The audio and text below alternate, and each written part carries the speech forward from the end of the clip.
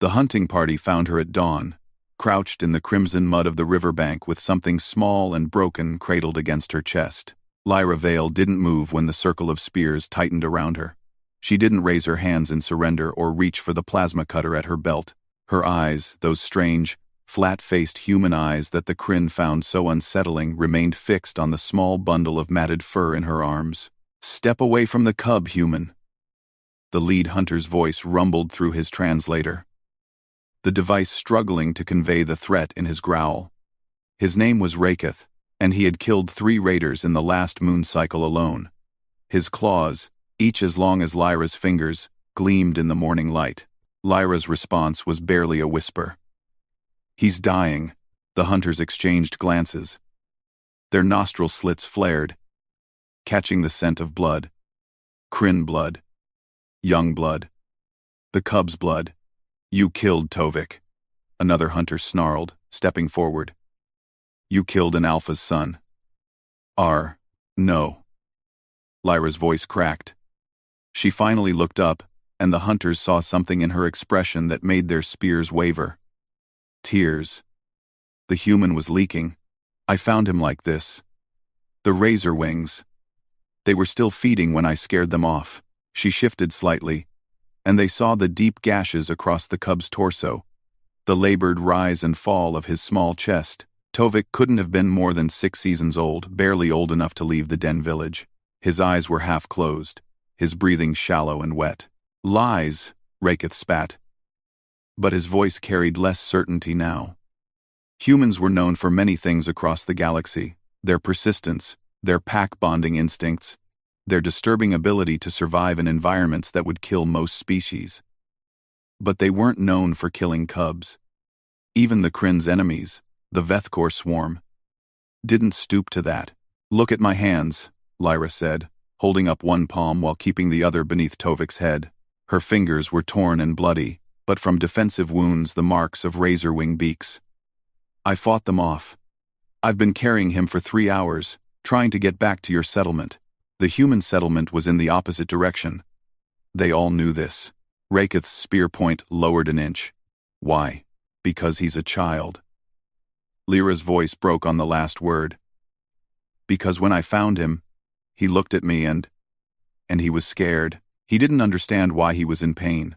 He kept calling for his mother." The hunters understood enough human emotional displays to recognize grief. This was genuine. The human was mourning a Kryn cub she'd never met. "The venom is already in his blood," one of the hunters said quietly. "Razorwing venom. Even if we ran back to the settlement now, he didn't need to finish." They all knew. Tovik was dead, he just hadn't stopped breathing yet. Lyra nodded slowly. She looked down at the small, broken creature in her arms. Tovik's eyes opened slightly, focusing on her face with the dim confusion of the dying. "I know," she whispered. "I know, little one." What happened next would be retold in Kryn den halls for generations. Lyra Vale, the human who had lived among them for 2 years, but always at a distance, who had been tolerated but never trusted, bent her head and pressed her lips to Tovik's forehead. A kiss. The human custom, for affection, for comfort, for goodbye. She held the position for a long moment, her tears falling into his fur. And then she began to hum. It was a human sound, wordless and strange, rising and falling in a pattern that seemed to reach something deeper than language. A lullaby, though none of the hunters knew the word. Tovik's breathing slowed. His small body relaxed. The fear left his eyes, and then, gently, he was gone. The sound that came from Lyra's throat was something the hunters had never heard from a human, a keening wail that echoed off the canyon walls, raw and primal and utterly devastated. She rocked back and forth, clutching Tovik's body, and the sound of her grief could have come from any Kryn mother who had lost a cub. One by one, the spears dropped. Raketh was the first. The weapon fell from his claws and thudded into the mud. Then another, and another, until 8 spears lay abandoned, and 8 hunters stood with their heads bowed. In Kryn culture, there were protocols for death. There were rites and rituals. But there was also something older. Something that predated civilization. The recognition of shared grief. of a parent's anguish, of a warrior who had tried and failed to save the young. Lyra Vale was not a parent. She was not even Kryn. But in that moment, she had become something the hunters understood. She had become Pack. Raketh approached slowly, his claws retracted. He knelt beside her in the mud, this human who had crossed hostile territory to try to save a dying cub who wasn't even her species. "Give him to me," he said softly. "I will carry Tovik home to his mother."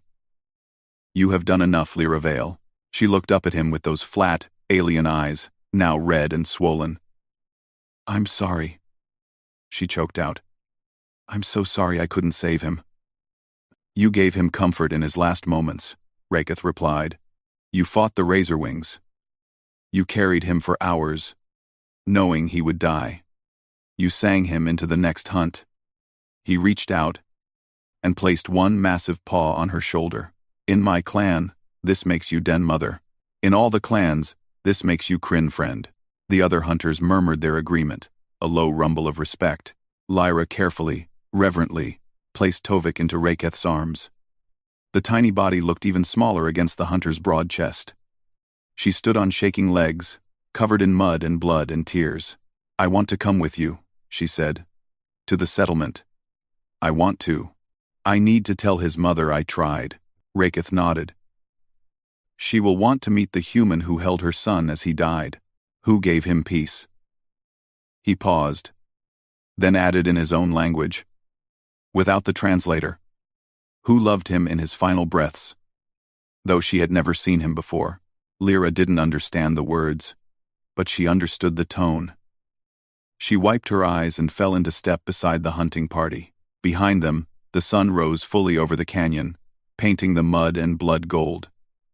8 spears lay abandoned in the crimson earth, and a human walked, surrounded by Kryn warriors not as a prisoner, but as one of the pack. By nightfall, the story would spread through every den village in the territory. The human who kissed a dying cub's forehead. The human who made the alphas drop their spears.